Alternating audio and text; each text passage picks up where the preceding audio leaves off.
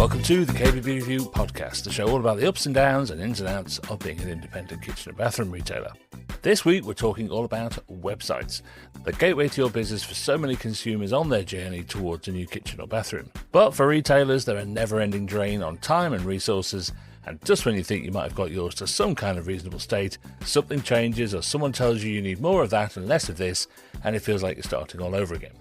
Or maybe you're one of those who wakes up at night realising that the blog you were definitely 100% absolutely going to update every week without fail hasn't actually been updated since 2017. They're an expensive and time-consuming necessity, but what's the actual purpose of them? What content is essential? What can AI do to help or hinder? And how do you know if they're actually getting you more leads? All that in a moment, but this is actually the final episode of the current season. Our panel here are all off on their summer holidays, as am I, and we will return with normal service at the start of September. However, and it's a very important however, we will have a very special series of shows at the start of August, marking the milestone 500th issue of kbbreview. They're all about resilience and longevity, and there's some very interesting stuff in there that everyone can learn from. So look out for them, but in the meantime, let's talk websites. And here are our usual suspects. He's forgotten his username. It's Nick Warrington from Stuart J. Warrington in Macclesfield. Hello, Nick. Hello, good morning. Morning. She's forgotten her username. It's Liz Pantling-Jones from Lima Kitchens in Milton Keynes. Hello, Liz. Hello. She's trying to prove she's not a bot. It's Steph Warner from Pier 1 Bathrooms in Hove. Hello, Steph. Hi, everyone. And he's frantically deleting his browser history. It's Trevor Scott from RFK and Rugby. Hello, Trevor. Good morning. I'm just trying to find Control-Alt-Delete. Yeah.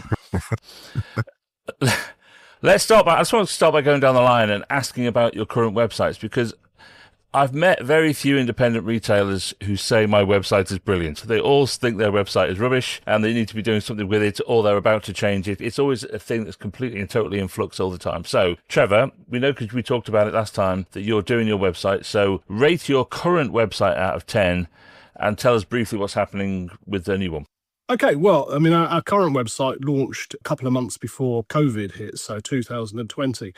So it's not really that old, but it's written on a platform that made it difficult to make easy changes, and we've pretty much milked it for all it's worth over the last 4 or 5 years. And it's just got to the point now where it's no longer fit for purpose because of modern technology, not really because there's anything fundamentally wrong with the website. And if you care to take a look at it, if any of the listeners care to take a look at our current website before the new one launches, I would like to think most people will actually go, yeah, what's wrong with that? Why are you changing it? But it just doesn't meet the standard of today. So that's the prime driver behind, changing it, to be a lot more flexible, to be able to make alterations to it and changes to it very quickly and very simply and inexpensively. So the inexpensive bit is balanced against the expense of having the new one written, of course. But, you have to do it. What are you rating your current one out of 10?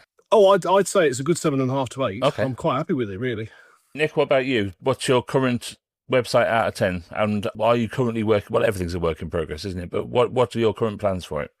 So I would rate my current one as a lowly 6, and that's mainly down to the fact that I've always done my own website since I took over the business, and it's evolved and changed about 3 times since then. And the last rewrite was probably 2.5 years ago, and really it's developed bits that overlap with each other, and it's not very tidy, so it needs an update, and that's going on in the background at the moment. And there's 2 aspects to that. One is sort of make it a bit more user friendly and easier to navigate, and the other is I am steadily working through and changing the content within it, and I know we're going to get onto it, is to do more with search than it is to do with the actual presentation of the site itself.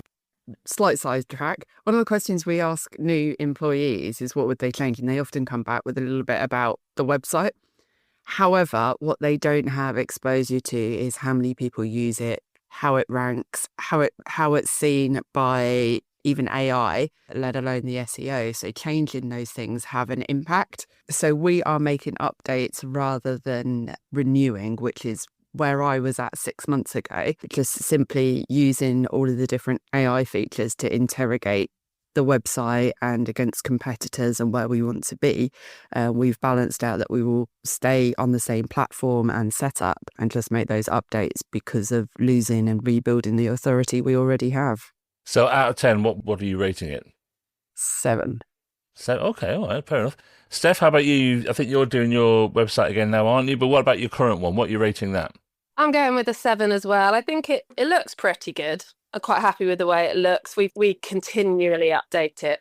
But we have recently started working with a new marketing company who are managing the website. And similar to Trevor, actually, it was built in quite a simple way when we first set up. And it's built on a platform that's proving quite difficult to make updates to. And it's wasting a lot of time. So given that we've done a little bit of subtle rebranding, we've taken the opportunity to actually build a new website on better platform.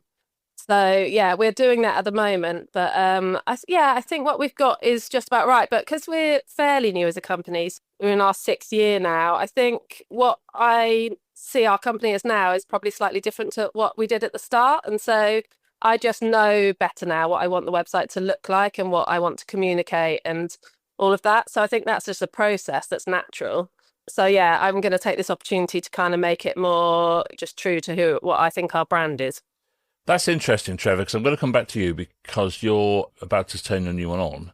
What is it actually for? What do you think your website is for? What's the purpose of it? Well, the website is a showroom. It's a window into the world of RFK kitchens and interiors. And its purpose is to drive traffic to the showrooms, either directly by consumers visiting or indirectly by them touching base with us on a contact form, either for the brochure download or with a book an appointment tab click. And the website itself forms a very important part of the funnel. The leads are generated at the very top of the funnel across a wide spectrum of sources through search engine optimization, through Google searches, through pay-per-click, through organic searches, Facebook meta products, such like. And all of that drives traffic down to the website or directly to the business. And from the website itself, then it becomes the touch point to launch into making contact with the showroom or the business itself and a human being. So the website is the window that the world gets to see our business through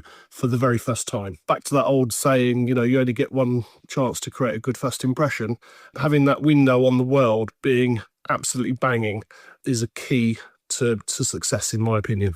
And I would have suspected that would be the answer that you've given, and everything you said is absolutely correct.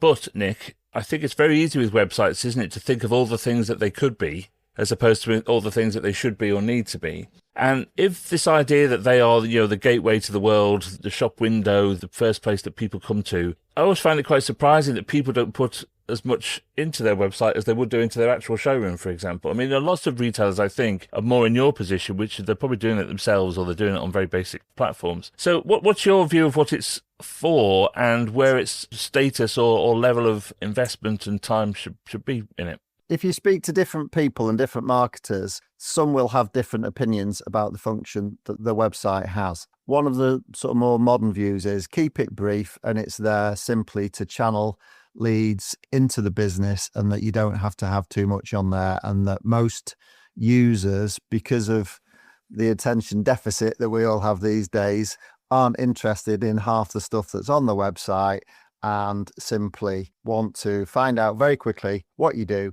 be told what to do, so you call to action, click that button and get in contact with a human being, and off you go. And then you've got the other end of the spectrum, which is people like Marcus Sheridan, if you've ever sort of heard of him, which is all about you ask, we answer, which is to build this big website that's got lots of information in there, because there's also another branch of people out there who like to do lots of research before they come in and see you. They like to get a really good understanding of what you do, what you offer, and the work that you do. And then you need a website that conveys that. And really, is there a right or a wrong answer? Probably not. The good news is if you want a decent website and you want to keep it brief, you can. But if you're going to do that, you're probably then relying on social media to channel people towards that website to then contact you, rather than using it in a more organic search way, whether that's via AI or SEO. So that's one of the reasons why I'm doing a bit of a rewrite at the moment, is to try and create more breadth and depth of what's actually in the website. And that's A, for human beings to read, and it's also B, for AI to read. So that's why I'm doing it that way. Our website isn't really the first touch point for people. I think we're more in the description that Nick had there, that social media and other streams point towards our website. So we use it more for reassurance of clients that we're established and providing information at that early point, but also a resource that clients can go to and find out more about us, our products, our approach. That's all built in there and is being added to currently simply because we're going down the route of having a bigger website in order to catch more people via search terms. Steph, you're about to do yours as well, but for you, it's about a branding thing, really. So what do you think the function of that site is? Because you're in a location where lots of people just walk in off the street, don't they? So do you know how many of them are literally just walking past, or how many of them have been to the site before they get to you? What's your journey? We think it's about 60-40, so 40% of our customers come from walk-ins, having driven past or, being local and knowing the shop. But I actually agree, sort of more in Trevor's camp, everything you said is what we're trying to do, and taking more of the approach of trying to give a really comprehensive overview of what we do and who we are. I think my feeling is that the kind of clients we want to target are more the type of people that do a bit of research. And so we're trying to use the website to really comprehensively communicate what we can do with imagery, make it really personal, talking about the team, just so that we come across as, accessible, approachable and all of that stuff. Because we're in Brighton and we've lost, a large amount of our customers to the sea. We do need our website to try and target those people a little bit further away than maybe other people would.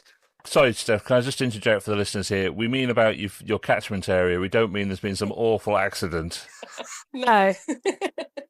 We're all good. We're all good. It's just we've got a lot of sea around us, yeah. Like you were having an event on the pier collapsed. It was awful. Frankly, it was carnage. No, you mean half a catchment area because it's in the sea. Yeah. Okay, good. Right, carry on. Yeah, I mean, that's it really. We're trying to make it, real reflection of our brand, who we are, and ultimately come to us and not one of our competitors. I do feel like a lot of people do quite a bit of research. We often get people sort of mentioning the website or mentioning members of the team, mentioning projects that they like, that they want to try and create something similar to. So yeah, my gut feeling is it's, for us, important to make it really comprehensive. Okay, so let's talk about content just for a little bit. Trevor, let's come back to you, because you've literally rewritten all of yours. There's certain things that have to be, your phone number's got to be on there, and except, there's certain things that have to be on there. And obviously you want to put some pictures of projects and things on there as well. But you're trying to get across the value of the business, the individuality of the business, the independentness of the business. So how do you do that without just endless text talking, the same superlatives everyone else is using? How do you make it an independent business website rather than just a generic business website? What content has to be on there? Well, all the key stuff, obviously. So, who, what, why, when, where, cover all of that off fairly easily. But it's also repetitive in the sense that, I'd like to think a fairly subtle way. As you're going through the site, you're getting reinforcements of the who, what, why, when, and where. Now, whether or not you choose to re-click on something that you've already clicked on once on a page 3 or 4 pages ago and further reinforce, or whether that's the first time you've seen that particular page and then you click on it and it reinforces, your mission statements, is another matter. But that's the nature of website building, as I've been led to believe and as I've been taught, which is that you don't know quite where somebody is going to land. It's a misassumption to assume that it's going to be the homepage, because it quite often isn't necessarily the homepage that people will land on. It could be anywhere. It could be on the contact page. It could be on the case studies page. So you've got to bear that in mind, so that your content then, from that initial point of contact by the consumer, leads them to the information that you want them to have, which ultimately is a call to action, as I say, a brochure download or a book an appointment. So there is a degree of repetitiveness, and certainly going through the new site page by page by page by page, I have felt, there's an awful lot of stuff here that sort of it's the same, it's repeating itself. But then you start seeing it in the overall picture, and you're recognizing then that the talent of the website builder in that the journey that the consumer will make through that website starts and finishes in different places depending on the individual. But at some point during that individual person's journey, they've got to have a call to action touch point. And so that's very, very important. One of the fundamental questions that consumers have, in my experience, is how much is it then? How much is a kitchen then at RFK? How much is it? And that's a very, very difficult question to answer for all the obvious reasons we all know about. So do you talk about pricing on there at all? Do you put actual prices on there? How do you do it? Okay, so on the current website, no, we don't. We allude to the fact that we're mid-market, but what is the definition of mid-market? On the new website, we're going to have a pricing page where we've presented a small, a medium, and a large kitchen, and with the ability to pick up a price point on that in any of our major suppliers with a combination of work surfaces and appliances that will then do a little algorithmic sum and come out and go, there you go, for that medium-sized kitchen using X, Y, and Z products, you're going to be paying 32 grand. So we're doing that as a pricing exercise to condition people to have a look at what we're suggesting is a small, medium, and a large kitchen, and suggesting to them what the prices will be. And that will price condition people for us. That's taken some effort because it's quite hard work. I'm sure of others who've attempted it. It's quite hard work, but it's necessary, we feel, in today's marketplace. Steph, I think that must be worse for you, because my experience also is people's expectations of what a bathroom is going to cost are much more wildly off than people's expectations of kitchens. So do you have pricing stuff on that side or not?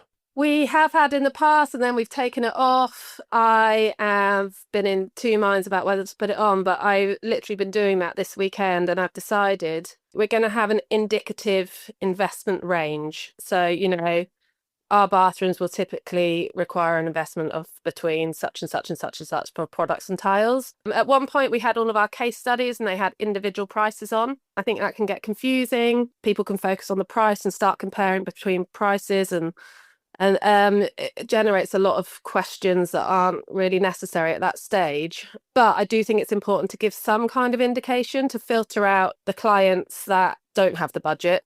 But also sometimes I feel that, because we're trying to position ourselves as quite high end, some people might look at it and think, I'm not going to be able to afford one of those bathrooms. So we want to make ourselves accessible, but to the people with the right budget. So yeah, we're giving it a range, and then we'll do the rest probably in conversation.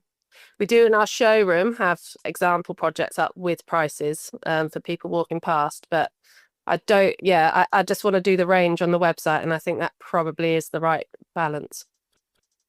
Liz, where do you stand on the content? Because you're updating yours, and you could literally spend your entire life just updating content on a website, couldn't you? So how do you prioritise what needs to be on there, how much time you spend on it, and answering the questions that people want answered when they're at that stage of the journey? I think price always is obviously going to be one of them.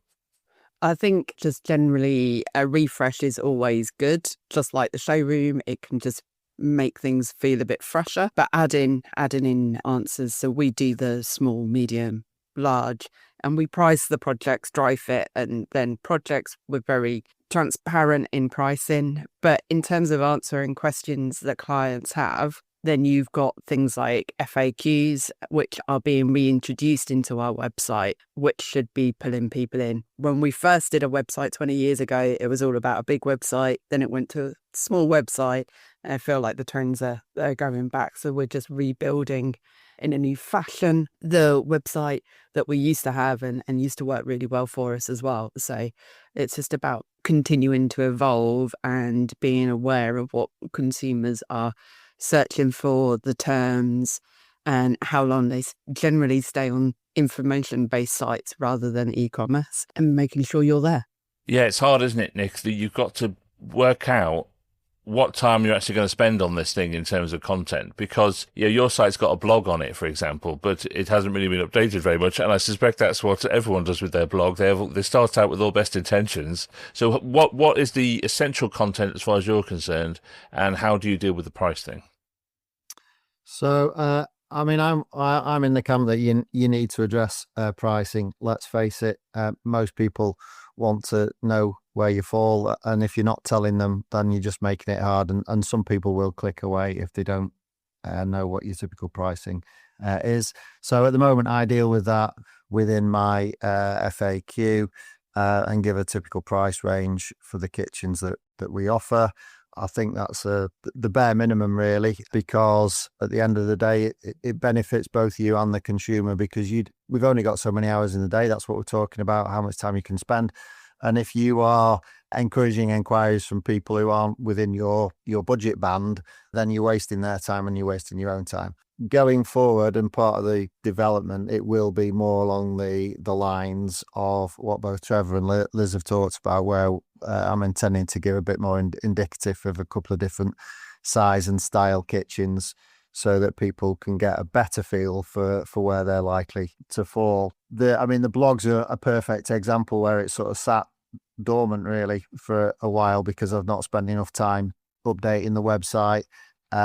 He's got a few articles in there, which when I look at the traffic, people are still reading those articles. So they still actually lead people into the website, but it needs more of them. And part of the rebuild at the moment is to add some more blog articles.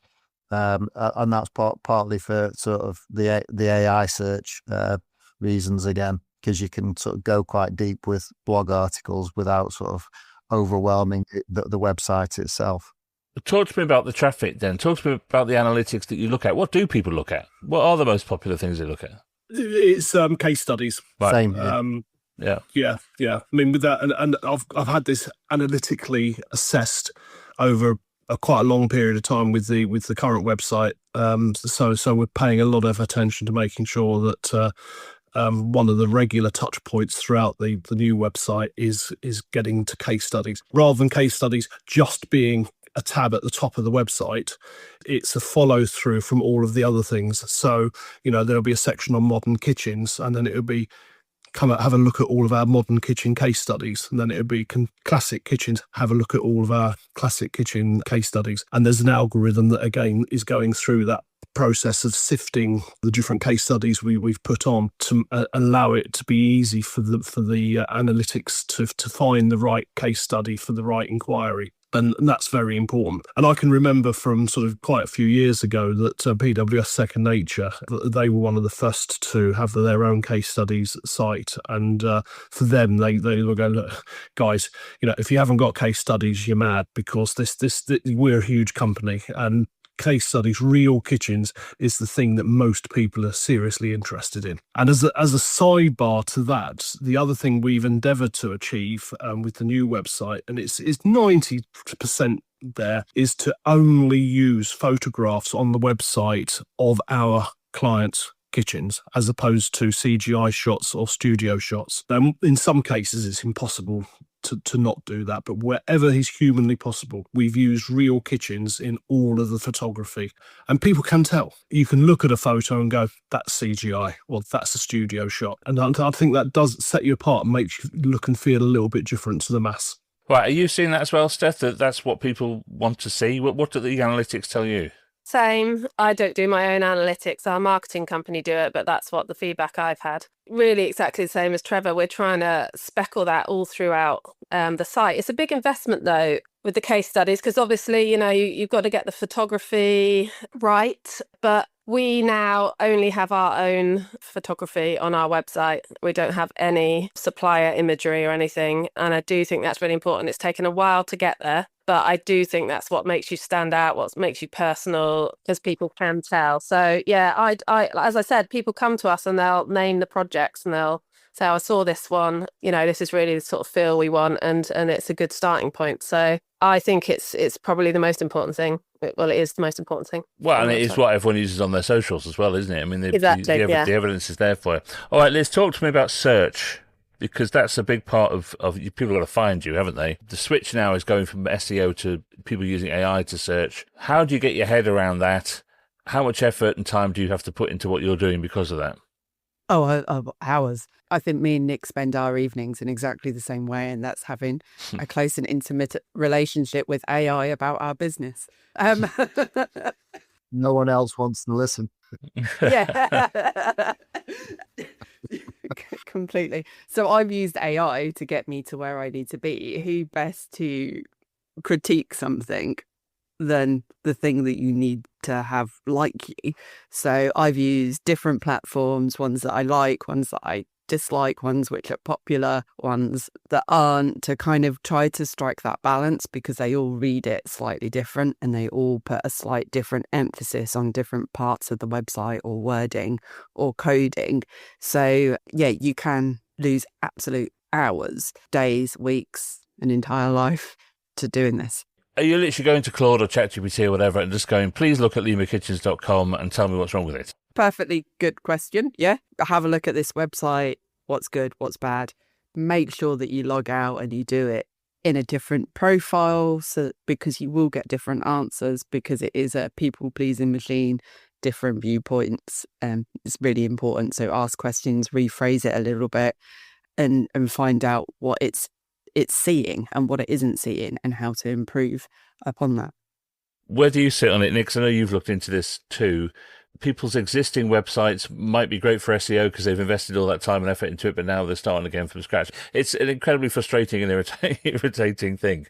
Yeah, I've spent quite a bit of time on this over the last few weeks, because I think we spoke off air about it the other week, about the fact that I thought it was doing okay until I did exactly as Liz suggests, which is not be logged in on ChatGPT or Claude and ask it about kitchen designers in your local area, and you'll get a completely different answer to when you're logged in. That's led me to actually completely reappraise the content on the website, because I think the way that the website had originally been worded, and I think intentionally, was to suit SEO and talk about sort of wide ranges available and all this flexibility that you've got in the product that you can offer, blah, blah, blah. But then when you talk to AI about that, AI says, yeah, but what that means is that really you're a product-led retailer. You're not a design-led retailer. And you just do a bit of all sorts, and you're not really specific enough. So, I spent then quite a bit of time effectively going through and producing, with the help of Claude, a repositioning statement. So that's what I've then used to go through the website to reword the website. So before I even touched the rewording of the website, I looked at, what does AI think I am at the moment, and what do I think I am, and why is there a gap between those two things? And you can't even really start on redeveloping your website until you understand that discrepancy between the two things. You need to understand what AI is looking for, and how you need to word that so that AI responds to it. That is a big difference between AI and SEO. But then once you start getting into it, all the stuff that you do with SEO is still really useful for developing a profile within AI as well. So it's not like you're just abandoning ship on all that. It's you're just adding a couple of different layers on top of that to help with the AI. I'm not suggesting anyone starts forgetting about SEO, because it's still important and it still is a bedrock of the AI search anyway.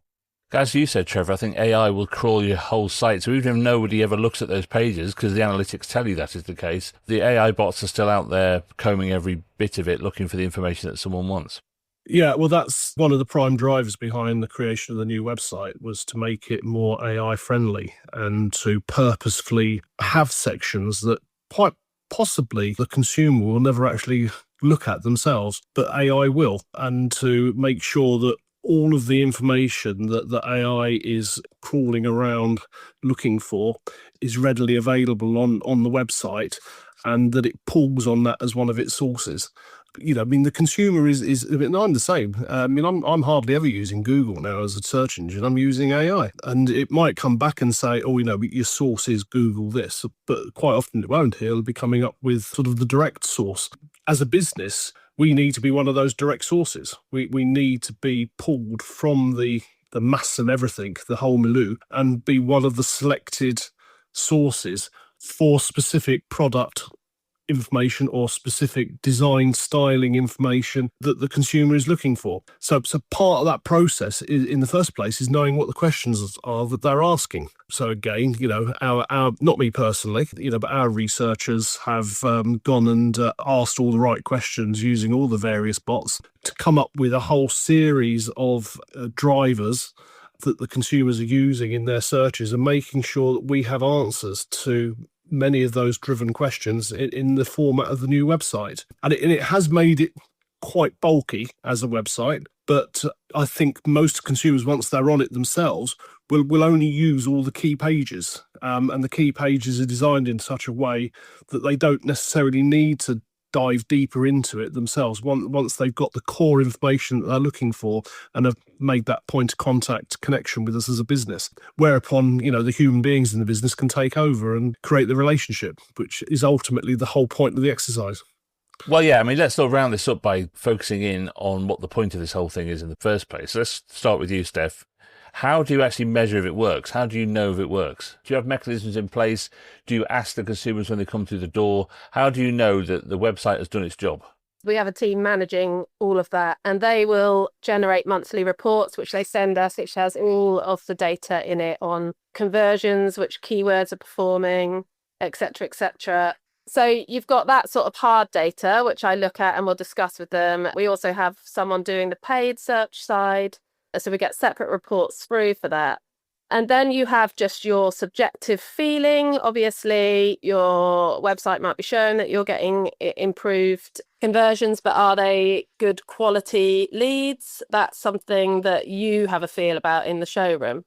I mean, ultimately, as I said, we've just started investing a lot more into our marketing with this new marketing team, because I believe that it will increase our sales. So ultimately what I'm looking at is, having taken that team on about 7 months ago now, this is when I'm expecting to see the results of that. And is our GP improving, and are we getting more leads? And the answer is yes. So I have faith that it's working, but we also will try to speak to our customers. So we have a live database that we record everything in, and we will record where that customer came from, in our opinion. Is that sometimes you can never quite tell if they've walked in, have they seen you online beforehand? But we do try and capture all of that information and ask customers as well, how did you hear about us, etc. So yeah, in summary, it's about getting some hard data that gives you that confidence, but also your gut feeling and ultimately your turnover and your gross profit. Would you agree with that, Liz? Because if you're putting a new display into your showroom, you know what it's cost you, and you know how effective it is in the physical showroom. Is it harder or easier to find out how changes to your website are affecting literally how many sales you make? Because that's ultimately all that really matters. I'd say I believe the amount of sales made from it is harder to track, even if you are getting information from clients as to where they've heard you from, because they may put that they heard you from Google or from social media. But when was that first point? Most people need to hear about you 3 times before they kind of make an action to get in contact or interact in some way. So the information you get has to be taken with a little bit of pinch of salt anyway. So it really comes down to the reports and seeing if your footfall increases or decreases in the same flow as your analytic charts as well. So you get your peaks and troughs on your website in terms of what's happening with the economy or school holidays or whatever it is that's happening. And does your footfall and subsequently sales follow that same pattern? Well, look, this is obviously a massive subject, right? We could go round and round with it for a long time. So we'll draw a line under it here. It is clearly a big part of every single part of your business. It's very interesting to hear the constant development of it and how much, I suppose, people are self-taught with it. I'm like Trevor, I just have a man who does it for me. But you have to understand what the man's trying to tell you, well, yeah. The woman. That's often as hard as doing it yourself, isn't it? Thank you very much, everybody. This is the end of season 18.